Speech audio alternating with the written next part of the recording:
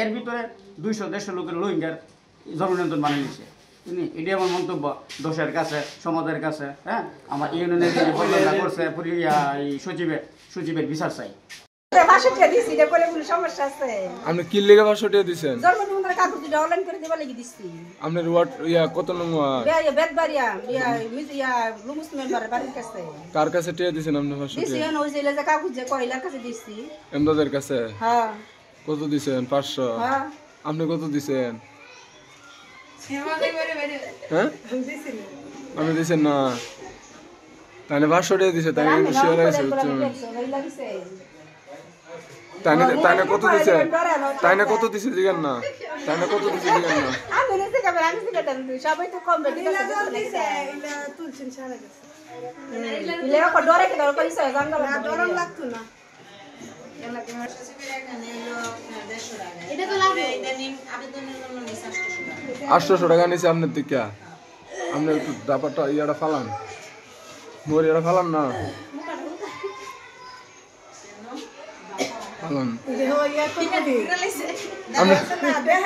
আপনাদের কত নিছে? 800 টাকা নিছে। আপনার কত নং ওয়ার্ডের? একটু আপনি একটু চুপ দেন। কত? 8 নং ওয়ার্ডের। 800 টাকা কে নিছে? মেম্বারে নিছে নাকি উদ্যোক্তা নিছে? এমদাদে নিছে। কি করার জন্য? জন্ম নিবন্ধন আবেদন করবে সে বলছে। আচ্ছা ঠিক আছে। কাগজপত্র সম্পন্ন, হ্যাঁ এমার্জেন্সি করতে পারে, অথচ আমরা সাধারণ জনগণের, আমরা ইউনিয়নের লোক, আমরা কাগজপত্র 1 মাস হইতে জমা দিয়েছি, আমার কাগজটা হইতেছে না, আমার জননিয়ন্ত্রণটা হারিয়ে গেছে, এই জননিয়ন্ত্রণটা উঠাতে পারতেছে না, সময় নাই। এই সময় না হতার কারণে এর ভিতরে 200-150 লোকের রোহিঙ্গার জননিয়ন্ত্রণ বানিয়ে নিচ্ছে। এটি আমার মন্তব্য দোষের কাছে, সমাজের কাছে। হ্যাঁ, আমার ইউনিয়নের যে পরিকল্পনা করছে সচিবের বিচার চাই। যারা এটার সাথে জড়িত আছে তাদের আমি বিচার চাই। আর আমার ইউনিয়ন পরিষদের যে চেয়ারম্যান দেশে ছিল না, ছুটিতে ছিল। হ্যাঁ, চেয়ারম্যানের এর কোনো হাত নাই, কোনো দোষ নাই। চেয়ারম্যান সঠিক, সচিবে এই লোক লয়ে ফিরা এই কাজটা করেছে। এটাই দোষের কাছে আমার আবেদন। ওই সময় তো প্যানেল চেয়ারম্যান আছিল,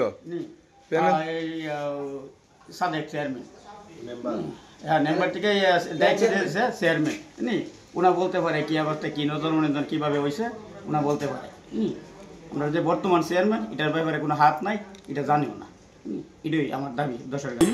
কারণ যে প্রকারের দুর্নীতি হয়ে গেছে, উনি আসলে ওই স্বৈরাচার সরকার ছিল, আর উনি আওয়ামী লীগ ফ্যামিলি সন্তান।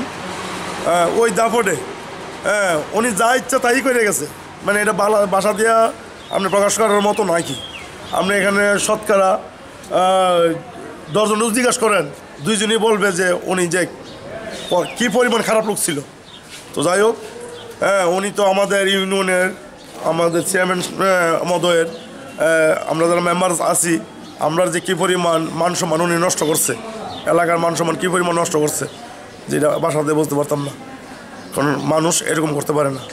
জন্ম নিবন্ধনের ব্যাপারে আসলে আমরা পরিষদের কেউ এ ব্যাপারে জানি না। আমার জানা মধ্যে সচিব সাহেব নিজেই দায়িত্ব শেয়ার করছে, উনি এটার দায়ী। আমার কথা হলো এটা আমরা চেয়ারম্যান সাহেবও জানেন, আমরা মেম্বারও কেউ জানি না। আমার কথা হলো যে দায় স্বীকার করছে এবং ওনাকে ভালো তদন্ত করে যে ওনার দায়ের বিচার ওনার হোক, আর অন্যর হোক, এটা আমরা চাই না। তো যে জালিয়াতিটা হয়েছে, এই জালিয়াতিতে আমি তো অবগত নাই, সেও আমার জানা মতে এই বিষয়ে অবগত ছিল না। তার সহজ সরলতার অথবা আমাদের যে প্রশাসনিক কর্মকর্তা সহ যারা আমাদের উদ্যোক্তা সহ যে জিনিসটা করেছেন, সেটা আসলে আইনগত বহির্ভূত করেছেন এবং সেটা আড়ালে করেছেন। আমরা যখন জানতে পাই বিষয়টার সাথে সাথে, আমি যখন একটা আননোন নাম্বার থেকে ফোন পেয়ে আমি ছুটি থেকে আসার পর, আমি 22 তারিখে যোগদানের পর হঠাৎ করে আমি শহরে একটা ব্যাংকে আমার ব্যক্তিগত কাজে, তখন আমার কাছে একটা ফোন আসলো যে আপনার ইউনিয়নে এই বিষয় হচ্ছে। তো আমি তৎক্ষণাৎ আমার প্যানেল চেয়ারম্যানকে ফোন দিয়ে জানাই যে বিষয় কি, এরকম একটা কল আসছে। তখন সে বললো যে ভাই, এটা তো আমি জানি না, আমি খবর নিচ্ছি। উনি খুব দ্রুত তৎপর হয়ে বিষয়টা তদন্ত করার পর আমাদের চোখে ধরা খাইছে এবং আমরা সহযোগিতা নেওয়ার জন্য যাদেরকে ব্যবহার করা দরকার, আমাদের বর্তমান সচিব, যিনি আমার জনাব মোহাম্মদ মহিবুর রহমান, আমাদের অত্র এলাকায় পরিচিত, সে আব্দুর রহমান মাস্টার হিসেবে খুব ভালো মানুষ। উনি 2 তারিখে আসছেন আমাদের এখানে। 2 তারিখের পর 5 তারিখ পর্যন্ত আমাদের এই সাবেক প্রশাসনিক কর্মকর্তার মাধ্যমে অনেকগুলি জন্ম নিবন্ধন ইস্যু হয়েছে, যেটা আমার উদ্যোক্তা সহযোগিতা করেছে। সেটাও আমাদের জানার বাইরে ছিল। আমরা বিষয়টা জানতে পেরেছি 5 তারিখ সন্ধ্যার সময়। আমরা এটা 6 তারিখ ব্যবস্থা নিয়ে আমাদের উপজেলা নির্বাহী অফিসার এবং আমাদের জেলা প্রশাসক মহোদয়কে আমরা জানিয়েছি। এটা ওনারা আইনগতভাবে যে ব্যবস্থা প্রয়োজন, ইনশাআল্লাহ আশা করি সেই ব্যবস্থা নেবেন। অলরেডি তদন্ত কমিটি গঠন করে তদন্ত প্রক্রিয়াধীন, এবং তদন্ত চলাকালীন সময়ে আমাদেরকে বিভিন্ন জায়গায় ওনারা তদন্ত স্বার্থে বিভিন্ন প্রশ্নবিদ্ধ করেছেন, এবং আমরা তার উত্তর দিয়ে আমরা যাচ্ছি। এবং আমরা সামনের দিকেও এই তদন্ত যাতে সঠিক হয়, যে সহযোগিতা লাগে আমরা করব। এবং বিশেষ করে আমাদের এই এলাকার এই ঘটনাটা যে ঘটেছে, এটার জন্য আমি বলবো যারা দায়ী হয়েছেন তাদের উপযুক্ত বিচার না হলে এটা আমাদের ইউনিয়নবাসীর কাছে জবাব দেওয়ার মতো কোনো কিছু থাকবে না।